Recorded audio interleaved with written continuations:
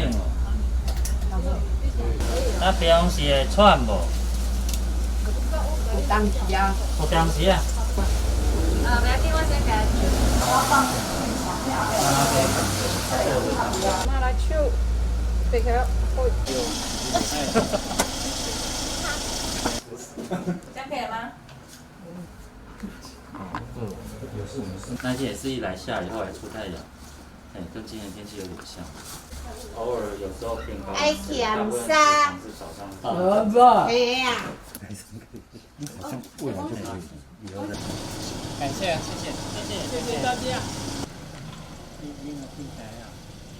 那我们多久来一次？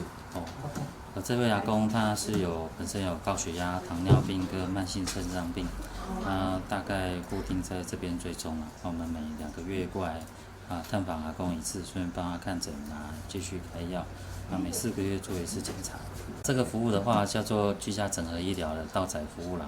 各位如果行动不方便的老人家或者是家人比较有需求的话，可以在看诊的时候跟看诊的医生说明说有这样的需求，让医生会通知我们有个管师专门负责这个居家整合医疗服务，帮他安排到宅这边看诊，方便我们这样子去追踪。病人也不用这样折腾来往返医院这样子，这是我们这个医院做的这样的服务。